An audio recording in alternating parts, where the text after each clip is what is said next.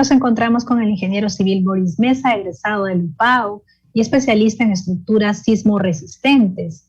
Él, junto a otros profesionales, desarrollaron una inspección, una visita de reconocimiento en Sullana tras el sismo del 30 de julio. Vamos a conversar con él al respecto. Muy buenas tardes, ingeniero.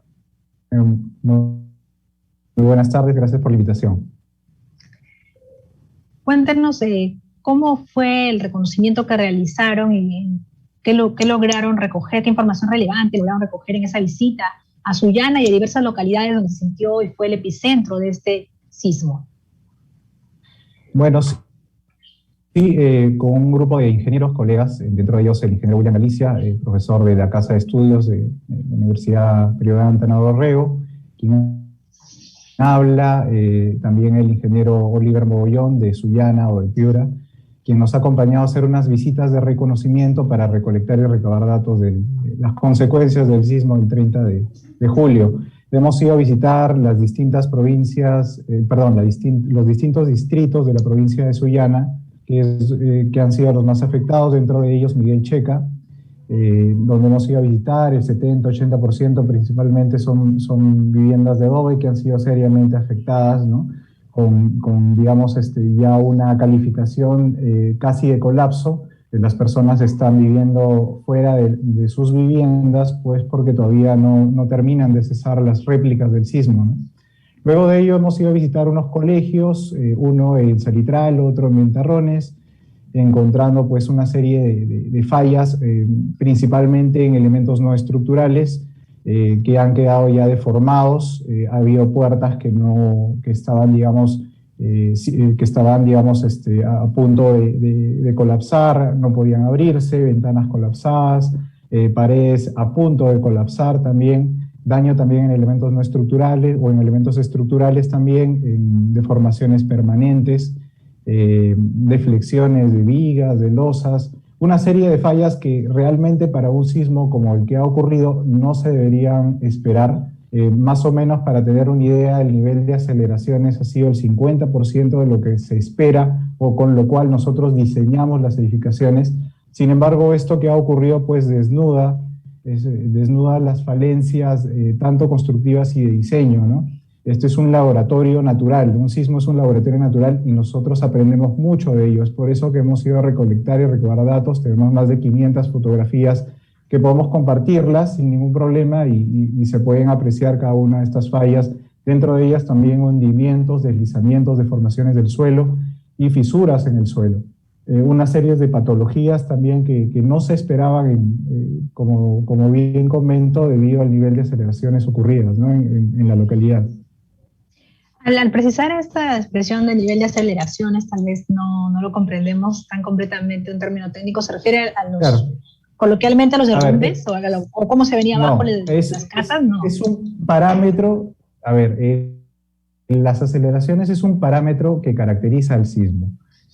Nosotros esperamos unas aceleraciones aproximadamente de 500 centímetros sobre segundo al cuadrado, en la zona, y aproximadamente han llegado a los 270 cercanos a la zona. Entonces es casi el 50% y son las aceleraciones las que provocan el daño de las estructuras. El nivel de aceleraciones es lo que provoca el daño a las estructuras. La perceptibilidad que nosotros tenemos ante un sismo es por las aceleraciones. Si yo estoy parado en un tercer piso o un segundo piso de un departamento, un edificio, y siento un sacudón, ese sacudón pues no es más que el nivel de aceleraciones que se están generando en el piso y están generando, digamos, un nivel de perceptibilidad hacia nosotros, ¿no? Y eso es lo que finalmente produce las fallas en las partes, en las bases, en los cimientos que menciona usted, las estructuras y todo lo que conforma los pilares. En el suelo, en las edificios, ¿no? Correcto.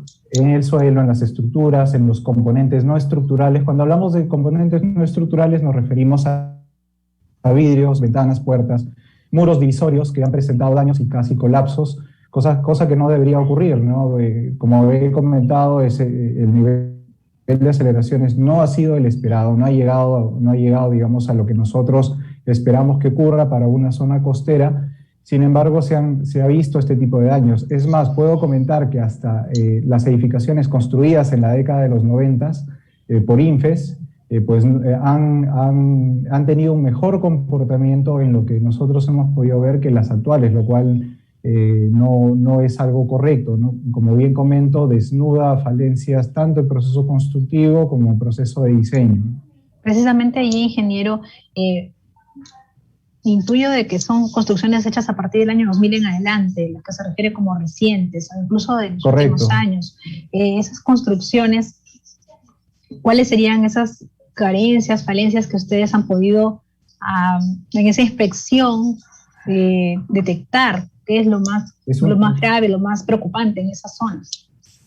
Es una excelente pregunta y va más que todo asociado a acoplar, a unir elementos no estructurales con elementos no estructurales. En términos simples, los elementos no estructurales deben estar separados de los elementos estructurales, porque los elementos estructurales son los que van a soportar las deformaciones provocadas por el terremoto. Soportan las deformaciones y los elementos no estructurales deben estar aislados o separados de esas deformaciones porque no están diseñados ni están capacitados para soportar las mismas. Entonces es por eso que se ha visto ese tipo de fallas que nosotros le llamamos patologías de génesis, que en términos simples no es más que errores constructivos o prácticas constructivas incorrectas, ¿no? Más allá de eso también se ha visto problemas de diseño, falta de rigidez. Desde aquí, por ejemplo, a un llamado, a un conversatorio en el cual se pueda involucrar el Colegio de Arquitectos y el Colegio de Ingenieros, de tal forma de que podamos ver este tipo de situaciones. Los diseños parten de los arquitectos. Algo que hemos visto, por ejemplo, es que los módulos de escaleras, que es el medio de escape de los alumnos, han fallado. En muchos de los casos tienen deformaciones permanentes, tanto en las zonas de los voladizos como en los elementos estructurales como tal. Entonces, esto es porque desde la década del 70 aproximadamente se han construido estos módulos de escalera independientemente de la estructura. Y la verdad, eso genera bastante problema porque no tiene, digamos, el número de líneas de resistencia mínimas para poder soportar un terremoto de mediana o gran intensidad, ¿no? Entonces, hay algo que nosotros le llamamos redundancia estructural y tristemente estos módulos aislados de escalera no lo tienen. Entonces eso genera fallas, genera deformaciones en los medios de escape y eso es bastante preocupante. Entonces desde acá hago un llamado a que se realice este tipo de conversatorio donde también se puedan involucrar estudiantes, profesores de las casas de estudio, de las distintas universidades de acá de Trujillo, del norte del Perú o de todo el Perú y pues las autoridades correspondientes, ¿no? Y es preocupante esto que menciona porque estas escaleras no tendrían la fuerza para resistir y más cuando ya se está pensando en el regreso a las clases presenciales, los alumnos transitando por estas escaleras en caso de un sismo podrían sufrir un accidente muy grave ahí, en caso de estos movimientos telúricos. Es por supuesto, y esto que ahí hay algo que añadir, ¿no? Recuerden que ahora mismo no tenemos estudiantes en las aulas, entonces si hubiéramos añadido la carga de estudiantes, la perceptibilidad de las aceleraciones que han ocurrido en la zona y que pues la falta de educación para que las personas salgan de una forma organizada y ordenada, pues esto se suma a un riesgo de pérdida importante, ¿no? Algo también que nosotros hemos podido hacer en la zona y tanto en estos colegios como en los centros de salud es, digamos, emplear los formatos de evaluación rápida que no existen en el Perú.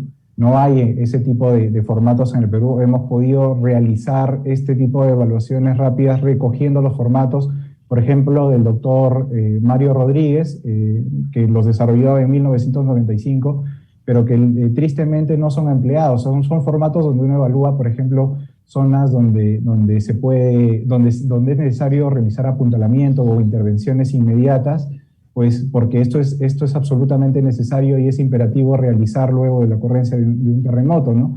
Para evitar pérdidas posteriores, para evitar pérdidas ante la ocurrencia de las réplicas que son inminentes, ¿no? Entonces, hay una serie de parámetros interesantes que van en una evaluación rápida.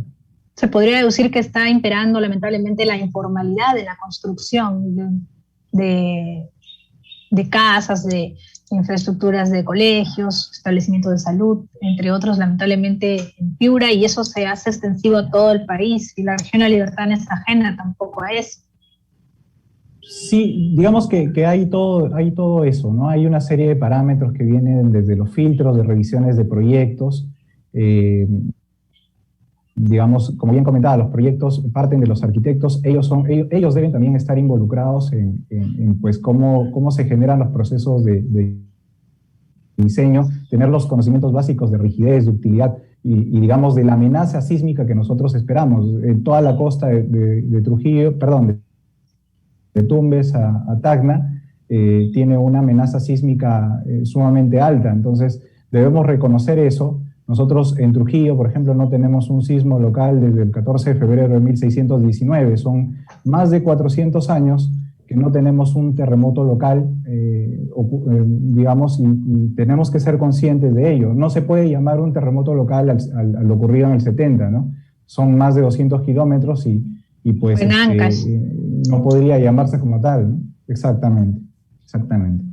Otro punto también que me han podido detectar es, me imagino, la calidad o mala calidad de los materiales de construcción que se han empleado en estas casas, viviendas afectadas en Sullana y en lugares aledaños.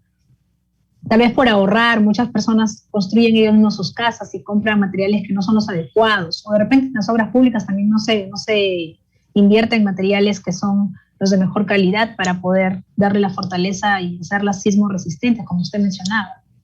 Sí, nosotros a eso le llamamos autoconstrucción, ¿no? Y normalmente la autoconstrucción viene de mano con prácticas heredadas constructivas que no necesariamente son correctas.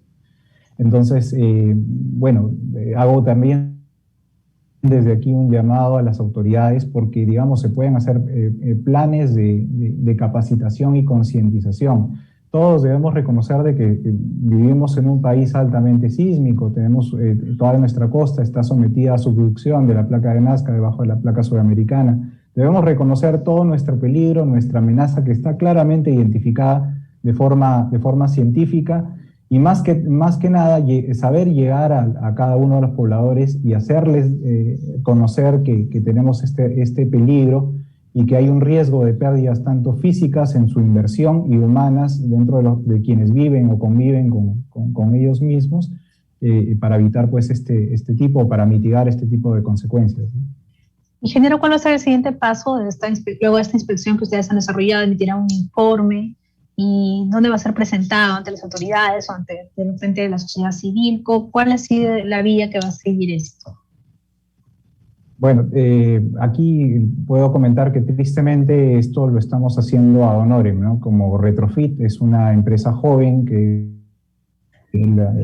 tenemos conformadas, somos 3 ingenieros que estamos haciendo este trabajo, porque nos interesa recabar información, nos interesa recoger información. Nosotros estamos prestos a presentar cualquier información que hemos recogido o participar de los conversatorios que puedan organizar tanto el Colegio de Ingenieros como el Colegio de Arquitectos o en conjunto las autoridades para exponerle lo que hemos visto que funciona. Como bien he comentado, el terremoto hay que reconocer que es un laboratorio natural. Tras un terremoto hay que saber identificar y reconocer las cosas que funcionan y las cosas que no funcionan. Aprender de los errores que se siguen cometiendo tristemente.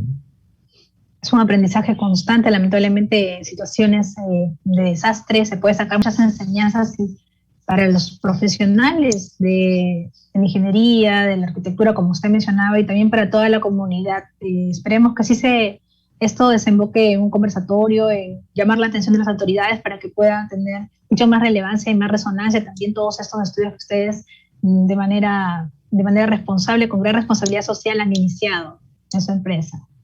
Y de esa forma también nosotros les agradecemos por esta apertura. Muchas gracias. Gracias a ustedes. Ahora sí vamos a una pausa y regresamos con más información.